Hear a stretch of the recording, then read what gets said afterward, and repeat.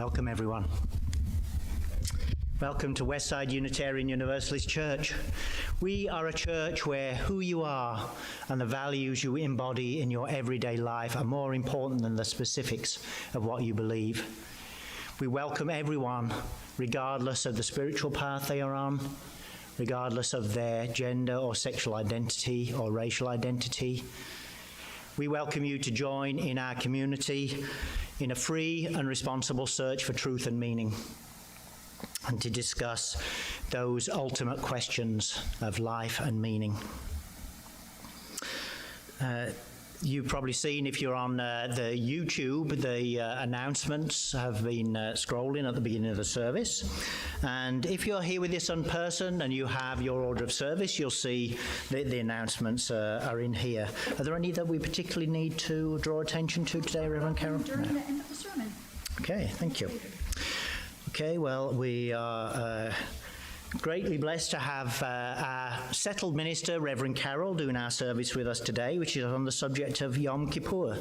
So without further ado, we shall move forward and we'll... I'm going to talk about the bowl for a minute. Okay, sure. So Chris is being one of our main music people this morning. We're thrilled to have Chris with his flutes. Wasn't that amazing?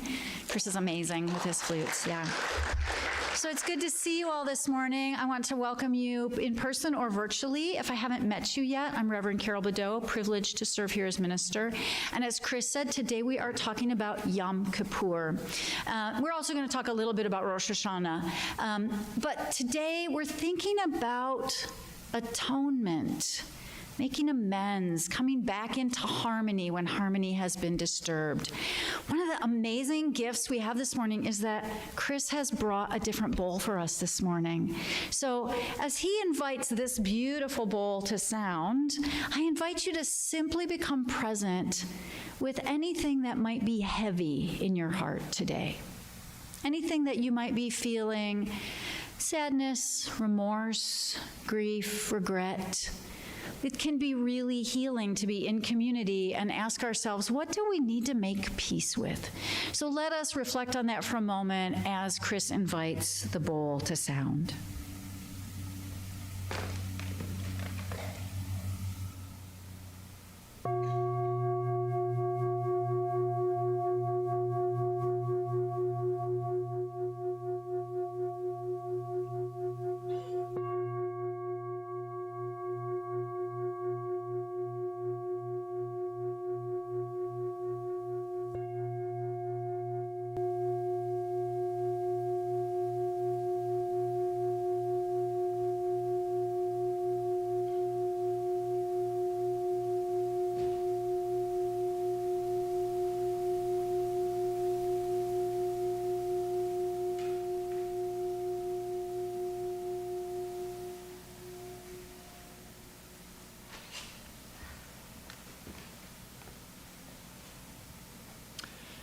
For our chalice lighting today, we have a responsive reading.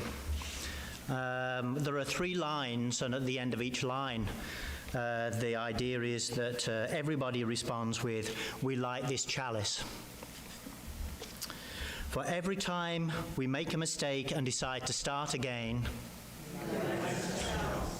for every time we are lonely and let someone be our friend, we light this chalice. For every time we are disappointed and we choose to hope, we light this chalice.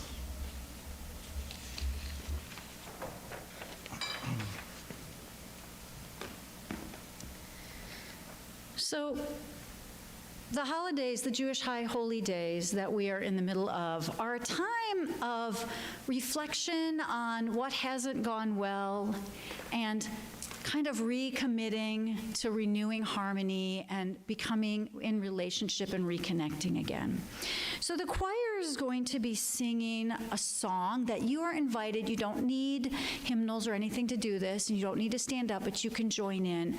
It's a little bit like our chalice lighting. It's responsive. Chris will be speaking lines, and then the choir will be singing the words, "We forgive ourselves and each other. We begin again in love."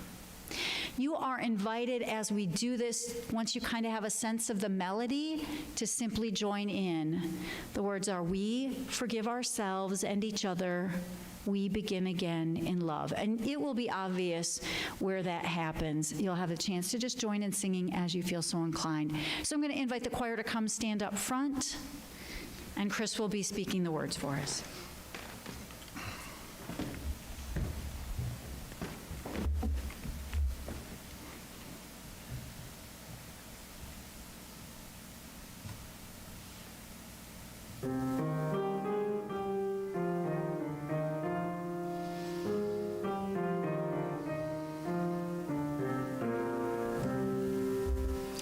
for remaining silent when a single voice would have made a difference.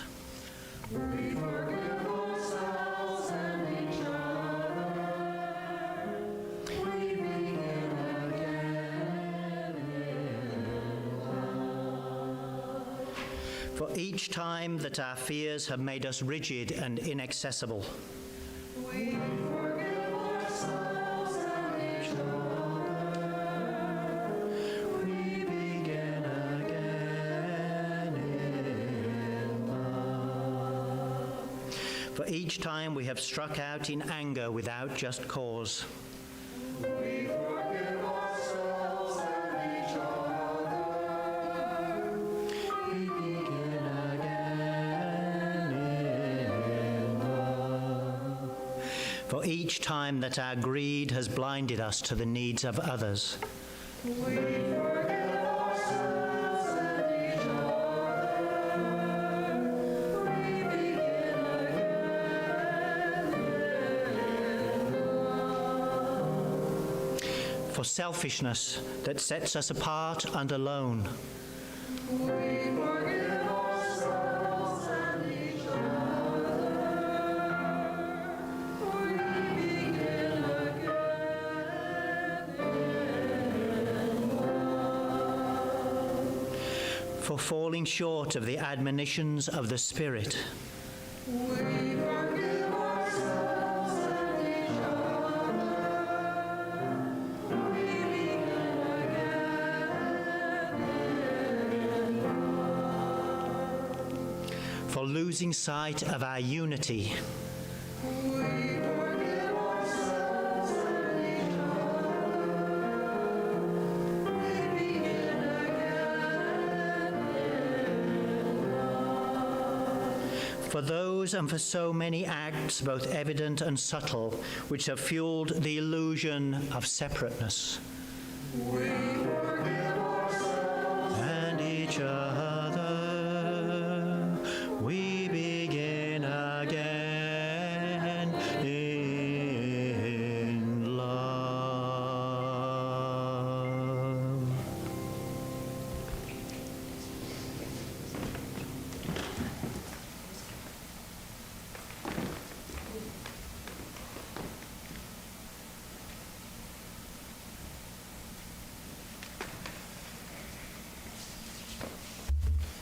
So those words in that song, think about them for a moment for yourself. We forgive ourselves and each other. We begin again in love. When we are hurt, when we are wronged, or when we feel we have done something wrong, often that is not how we respond. Often we respond with resistance, judgment, blame of someone else, or shame on ourselves, which causes us to shut down. It causes us to disconnect, to isolate and separate. Rosh Hashanah and Yom Kippur are a time in the Jewish calendric seasons that invite us out of that habit, that pulling away habit, into reconnection despite things going wrong, because they do. So this song, which is really in the spirit of these holy days, invites us to consider making amends for the ways that we have strayed from our highest values, to atone for wrongs, and to begin again in right relationship. I invite you to think of someone or someones in your life with whom you have a deeply broken, separate relationship because you were not able to begin again in love, or ways that wounds are still sitting between you and another person. Today, we're in the middle of the Jewish High Holy Days. It's actually the Jewish New Year season. So a week ago, on Friday, the 15th of September, the High Holy Days began with Rosh Hashanah. It started on Friday evening and went through Sunday night last week.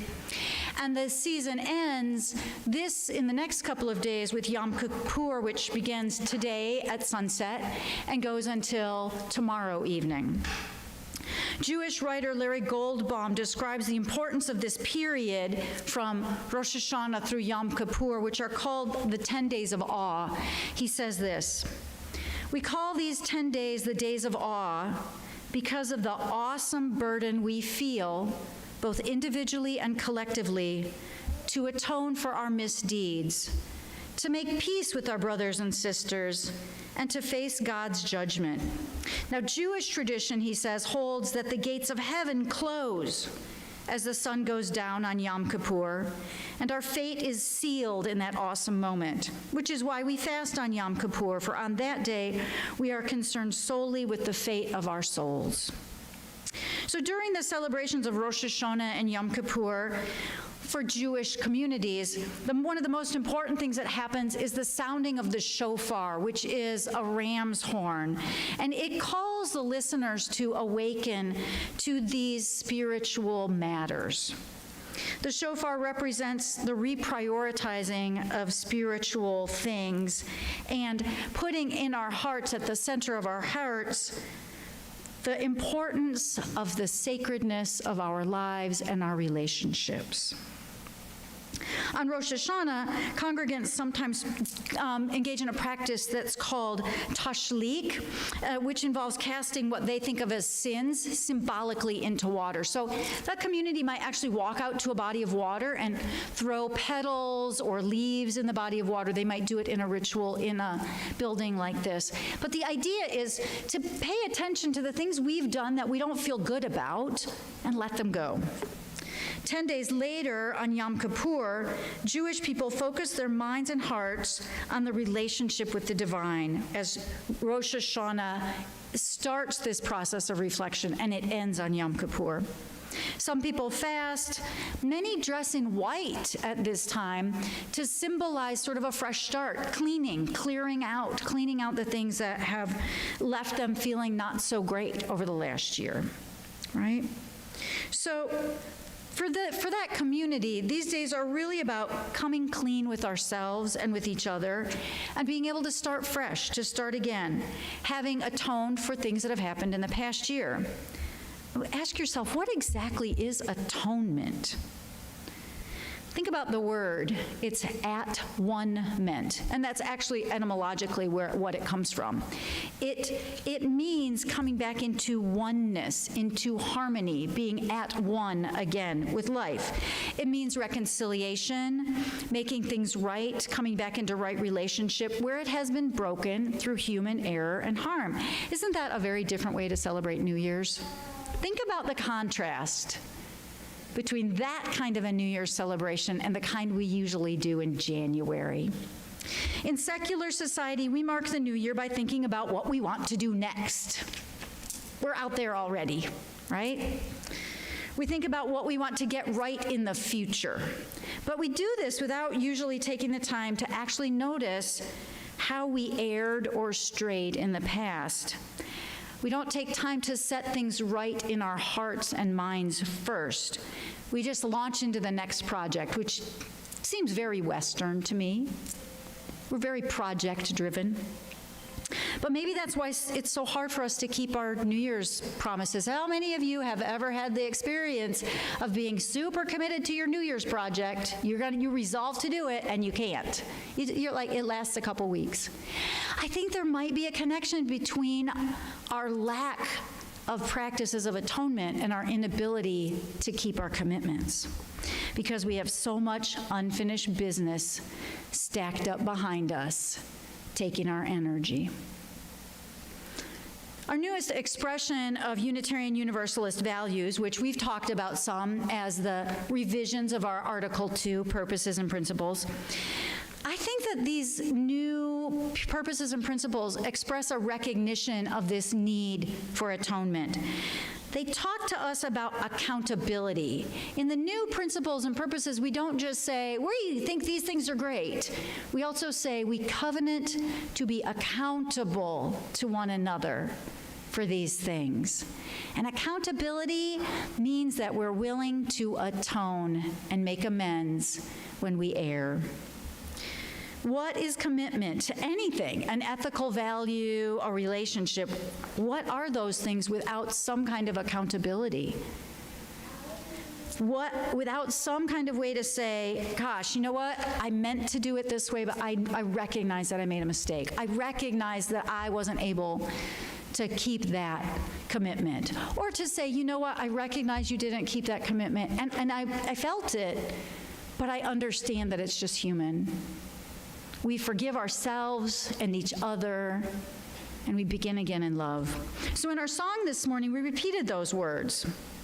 But how often do we actually take time to name, openly and fully, to acknowledge hurts that we have either caused or received? And I don't mean in a way of blaming. I don't mean, you did this thing, you're awful, you shouldn't have done that. That's different. But just to say, I acknowledge that this happened and it hurt. And then to directly and fully allow and express forgiveness. Think for a minute about what that might mean in your life. What would it take for you to be that honest with yourself and with others? One of the things that takes is trust. It requires trust. It occurred to me that when we think about things going wrong, we are much more often focused on fixing than we are on atonement. And they're different. Fixing means getting busy doing the next thing better or more right. And often that's where our attention is. Don't ever do that again. I should never do that again. I should stop doing that. You should stop doing that. That's generally how we respond to things that are going in ways that we feel cause harm. But atonement is different. It means holding the hurts that we have caused or received tenderly, honestly, even if technically they're in the past. So I invite you to think of a hurt that you think you're over, that's in the past. You've moved beyond it. It's fixed, it's done. I can't do anything more about it. We all have one, at least one of these. Maybe it's in the past or you've moved beyond it, but ask yourself, is it truly healed? Has atonement actually happened? Or are you still hanging on to it? How many things in your life have been fixed without being repaired? Truly repaired.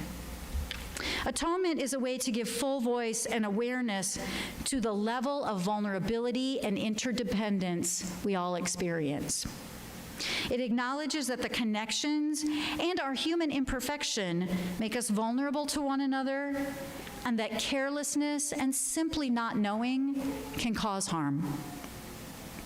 So this seems really important to me, and it seems really important both personally and collectively. Because it makes sense to me that if I'm in relationship with someone and there's a harm, and we don't actually ever just say, you know what, without a whole lot of blame and judgment, just, wow, that happened and it hurt. Without saying you're a bad person or I'm a bad person, just that happened and it was painful. If we don't do that, moving forward is a pretty bumpy proposition. We're either hanging on to it, often unconsciously. We tell ourselves, I'm past that, but the next person who reminds us of it, we don't trust them. The next situation that looks similar, we're already reacting. Okay? So it makes sense that in personal relationships, those kinds of open, honest conversations would be important with our partners, with our children or our parents, with our closest friends, even maybe with coworkers or the people you're in community with, people that are personally impacting us. It seems to me that the lack of atonement practices in our general society, the absence of consistent practices for acknowledging and making amends for natural human harms, it leads to a certain kind of amnesia. I cannot tell you the number of people I have worked with in my life as a counselor who cannot remember huge sections of their childhood because of the harm that has not been healed. And I cannot tell you the number of situations I have witnessed in myself and others where we can't actually see the connection that we're being reactive because of an old pain that hasn't been healed. It seems to me there's a real wisdom in this Jewish tradition of taking time every single year to say, okay, we all do this. We're all going to do it every time. We're going to do it over and over again. We're going to do it every single year. It's going to happen. Let's take a minute and acknowledge it and give ourselves the opportunity to take a breath and just name it and just say, you know what, I'm really sorry about that thing. I recognize that I have a pattern of speaking in a certain way or not listening or the things that we read in the hymn. We recognize that these are patterns we fall into, and we are going to pause and acknowledge that, and then we're going to forgive ourselves and each other so that we can begin again in actual love. Usually what we do is we feel that twinge, that moment of, oh, I probably shouldn't have said that. We feel it. You feel it in your belly usually, or in your heart, your chest. You feel that, okay, I shouldn't have done that, right? Or we feel a twinge, oh, ow, that hurt. We feel it. But then we quickly put it aside. We don't acknowledge it. We don't name it. We don't speak it. We say to ourselves, there would be no point. Why would I bother? That's pointless. And this is particularly true, I think, in communities like Unitarian Universalism, where we don't have a concept of sin. Okay? So in religious communities that do have a concept of sin, they have a baseline acknowledgement that people mess up, that it's human to mess up. It's already a given, and they have mechanisms for dealing with that. But in communities which don't have that, and which I'm going to just ask you to be honest, if I say the word sin, how do you all feel? Generally, there's some recognition. There's either going to be one of two things, like, yep, I recognize that, I internalize it, or I have rejected that word, I'm not going there. Is a very common response in UU communities because we have misinterpreted sin. Sin just means error. It just means a mistake. That's all it means. But often, if I were to come in here and say to you all, well, you are all sinners. We are all sinners. I would like to see a show of hands if I did that even once, maybe twice. How many of you would think it's time to send Carol somewhere else? Maybe Carol should leave. If I came in and said, you all are a bunch of sinners, you wouldn't like it. You'd be like, nope, nope. Okay, but what if I said, dang, we are all human, and we are all going to mess up, and we are all going to make mistakes, and every single one of us is going to violate the values we hold most dear. If I say that, do I get to stay? Because that's actually the truth, and that's really the meaning behind sin. That's what it means. So when Jewish people practice tashlik, what they're doing is that's what they're doing. They're saying, I recognize that I'm this person with flaws, and I have values that I don't live up to, and I mess up, right? We're destined to cause harm through error. We can't help it, but the fact that we're constantly telling ourselves, we should never do that, that's bad, or you should never do that, we actually make it worse because we don't take time to just say, yep, that happened again. Okay, how do we start again in love? So personally, at the personal level, atonement might actually allow us to have more love in our lives if we could take the shame and blame out of it. If we could take the shame and blame out of it, atonement just means being able to acknowledge our limitations and actually love each other more, even with our limitations. But it also seems important to think about that more globally. So when I say, maybe I propose this to you and say, do this with your partner, or your best friend, or whatever, someone you're close to that you kind of trust. That's a little bit easier. But now we're going to make it harder. What if we were able to do that with our neighbors that we don't know very well? What if we were able to do it on a larger scale, at a distance from ourselves? What would atonement look like on a bigger level? on a regional or a state or a national scale? What if we thought about the ways we needed to be acknowledging and atoning and making amends for those bigger issues? That's a little trickier, isn't it? It's a lot trickier. But that is what our newest statements about our UU values ask us to do. To address bigger issues with a sense of our own accountability, our own place in those errors. So I'm going to give you some examples. These are the easy ones. We'll save the harder ones for later. But these are some starter examples. So what might that mean? So for example, holiday season is arriving. Holiday season is arriving. Atonement might mean thinking about how celebrating Thanksgiving might be hurtful to other people. Think about how the Thanksgiving holiday impacts indigenous Native North Americans. Think about that. That's a global level of atonement. Our first reaction when I say that might be, well, and people say this to me all the time, and it's truth. It's a truth. I didn't kill any Native Americans. I didn't personally move any Indians off their land. That is not mine to take care of. And atonement at the more big level is saying this. It's saying, wow, maybe I didn't do it, but I comprehend the awesome burden of the harm that has been done and continues to be done. I acknowledge the awesome burden of living in relationship with people who are harmed by the ways this, just a holiday, I like it, it reminds me of my family, the ways this holiday impacts somebody else. What if we actually took into account the awesome magnitude of how that simple act, and not being intentional about it, but just sort of dismissive about it, how it exacerbates and deepens an incredibly painful wound for thousands and thousands of people? That's global. That's a big deal. What might we do differently as families, as religious communities? Doesn't mean throwing out the holiday, but maybe it means talking about it differently. A lot of indigenous people will tell you that what they would prefer you do is sit down at that meal with your family and teach the history. Talk about what happened.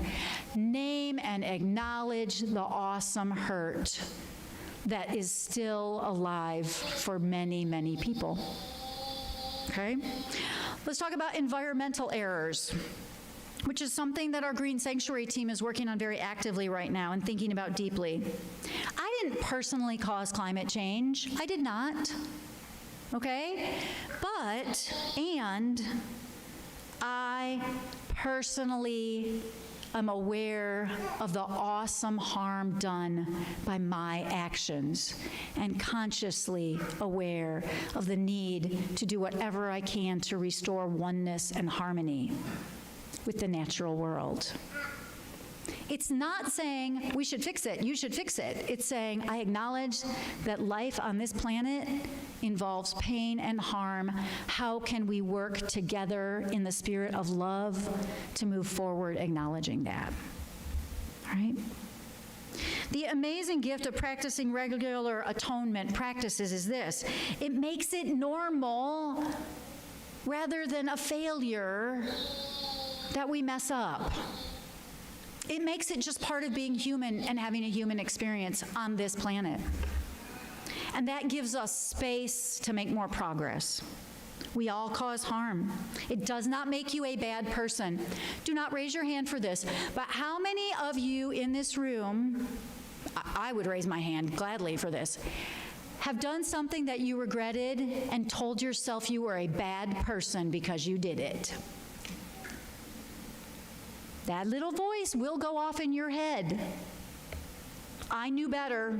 I shouldn't have done that. Man, I just keep messing up. I'm such a mess up. Often we use more dramatic words than that, right? We have a voice in our head that shames us when we make mistakes. One of the amazing gifts of practicing atonement is just knowing in ourselves, well, we all are going to do that. That is normal and it is okay. We all have been the source and the recipient of our own and other people's carelessness, of selfishness, of ignorance, of avoidance, of denial, of just being too darn busy to take time to pay attention to our values. That is part of life for every single person, every single year, which means that Rosh Hashanah and Yom Kippur, in my opinion, are like the best holiday ever. I remember the first time that I ever learned about this practice. Anybody remember Northern Exposure? Older people will remember Northern Exposure. It's a television show that was set in Alaska, and the town doctor is from New York City. He happens to be Jewish, right? So that the story is all about the contrasts that come from that. But there was an episode of Northern Exposure that was about Yom Kippur. And I watched that show and I thought, and Joel, the doctor, the Jewish doctor, is explaining what Yom Kippur really means. And that was life-changing for me. What it would mean to be able to say to myself, okay, yep, I'm going to add that to the list. And when New Year's comes, instead of just telling myself, I'll be better, I'll be better, I'll be better, I'll do it better, I get to say, I know you love me, and I know I messed up, and I know it hurt you, and I'm sorry. And the other person says, I know that you love me, and I know that you didn't mean to cause harm, and I forgive you. Let's start again. That's life-changing. That is not how we live. That is life-changing. I personally think that if we did that, a whole lot of things would change in our society. It seems like a really powerful practice. To acknowledge, to make part of our regular spiritual and relational hygiene, acknowledging harm and hurt, seems like it would make things better, not worse. We avoid it because we don't want to acknowledge the pain. But that's partly because we've got such a backlog, because we haven't been doing it. How many of us allow ourselves to feel the pain of having caused harm or received harm? How many of us ourselves really actually slow down enough to actually feel it, let alone act upon the awesome burden we have to one another in the world? And I know that one of the main reasons we don't do that is it's overwhelming. It seems like a lot. I've done the practice before with people where I've said, okay, you've got that voice in your head that's so loud saying, you're not good enough, you're not good enough, you're not good enough, you're not good enough, you're not good enough. What if you wrote down all the things that you regret that are fuel for that fire? And that, if you're 50 or 60 or 70 years old and you haven't been practicing Yom Kippur Atonement, that can be a really long list. It can be a long list. But it can be a really worthwhile exercise. Maybe you just write down the highlights this year, the big ones. Don't write them all down, just write down the big ones. But what if you were able to show your list to someone and they looked at you and they said, okay, I forgive you for all those limitations you have in yourself, and we can start again in love. It sounds mushy, but the truth is life-changing levels of acceptance. And actually, probably one of the most politically radical things you could do. If you want to impact this world in a politically radical way, be willing to do that. It will change your actions. It will change your life. So today in our song, we used words to acknowledge the ways communities need to make atonement. Perhaps this week, you might practice this a little bit yourself. Try it on a small scale with someone you totally trust, that you feel safe with, right? Ask yourself, what have I done in the last year, or maybe just the last 2 weeks, that has caused harm, either intentionally or unintentionally? Please note that you can include in your list, what have I done to cause harm to myself, as well as others? How have I caused myself harm? That's all that our regular New Year's resolutions are about anyway. Think about it for a minute. All we're trying to do is fix harm that we've done to ourselves. I will not eat chocolate. I will lose 12 pounds. I will whatever. I will go to the gym. The atonement behind that is, I haven't been taking very good care of myself. I've caused harm. I'm going to take a minute and love myself and forgive myself for causing harm to myself. So maybe in the next week or two, you might ask, what are the things that I have done that have caused harm? Or what are the things that have happened to me that I've allowed to cause harm that I need to name? These practices require courage and strength. They're not mushy. They're actually incredibly brave and bold things to do. Let us remember that courage, the French word courage, it means heart, heartfulness, le coeur, coming from the heart. Practicing atonement opens our hearts wider so that we are actually able to be more effective agents in the world, right? If you can face the world with love and strength and courage, you're going to be more able to do the radical acts of justice and healing and creation that our world so desperately needs. So I invite you to contemplate that as you go into this week. And I would be very curious to hear in the next few weeks if anyone wants to share any stories about that. So some of the things we do here in community that take courage and hope and optimism in the face of overwhelming harm in our world include some of the activities we do for justice. You are noticing, many of you that have been here for a long time, that we're not doing, you look in your order of service, you're not going to see offering. We're not doing it that way anymore. And here's why. Because not everybody carries cash, not everybody has money to offer today to the work of the world. Absolutely, financial resources are essential to the survival of our institution and institutions that do this kind of work. So if you would like to donate financially to this institution as a way of acting out courageously in the world, that is wonderful and we love it. There is a QR code on your screen if you are with us virtually. There is a QR code in your order of service. There is a box for everyone who's in the building. Jerry is now pointing. You may all turn. Look at the box.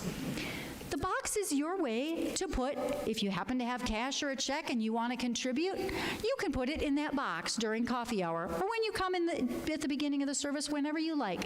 It is there. And you can also donate virtually to us.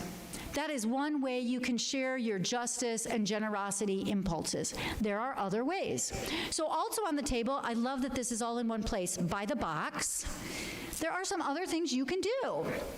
Many of you have contributed in the last few weeks to our collections. We've been collecting period products for local high schools, and we have been collecting goods that are needed for people coming out of incarceration and going back into the community in ways that they need support.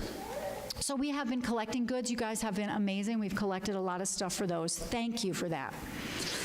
There are a few other things that are happening. You can continue to make contributions to those. We have ongoing food pantry donations that you can leave canned goods or non-perishable items here that go out into the community. In another, it's about 2 weeks from now, just under 2 weeks from now, we will be represented at Knox Pride. So Pride, it used to be Pride was in June. During the pandemic, it got switched, Knox Pride got switched to the fall. So October 6th, Friday, October 6th, is an opportunity. This is one of those global atonement opportunities. The Pride Parade will be happening on October 6th. You can sign up to participate in our little contingent that will be doing that. On October 7th, Saturday, that is the Pride Festival at World's Fair Park, and we are sharing a table with some other UU congregations. If you would like to spend a little time at that table representing West Side, there's a sign up in the back. Our welcoming team is going to be helping to coordinate our participation in those events. If you have any questions, Ellen, can people ask you if they have questions? Ellen will be happy to answer questions, or if you're with us virtually, you can email me and we'll answer those questions. So Pride is happening.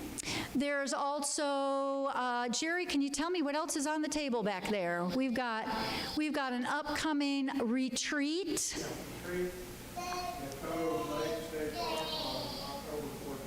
Yep, okay, so next weekend is Pride. The following weekend is our retreat. which is an opportunity to build trust and connection with each other. Cove Lake State Park, October 15th. You can join us there. There's also a bulletin board in the building that you'll see on the back here that tells you what our current justice and generosity projects are, and they're also available on our website. So there are always opportunities to do work, to take this caring out into the world. So I invite you to just take a moment right now before we finish for today and ask yourself, what's one thing I could do this week? One thing to make harmony come back into myself or my relationship with others. Just one thing. And know that this community supports you in doing that. And it might be something big. It might be like, I'm going to go do the pride thing, and I'm going to get out there, and it scares me, and I'm going to go do it. It might be more global, might be more local or personal. Every act matters. So I'd like to invite you to rise, embody your spirit. Now, I thought of something clever last week. We always say you don't have to hold hands. We always say you don't have to hold hands, but that's weird and awkward in a room where everybody's holding hands. I thought of a solution to this. You can hold your own hand. If you are holding your own hand, then people know they don't need to grab your hand because you're holding your own hand. You got yourself covered. And it is okay to hold your own darn hand. I was so proud of myself, you guys. I drove away from here thinking, oh my gosh, that's not only a philosophical solution, it's very practical. So you can let others know you don't want to hold physical hands by doing that, okay? So, look around at the people who are near you.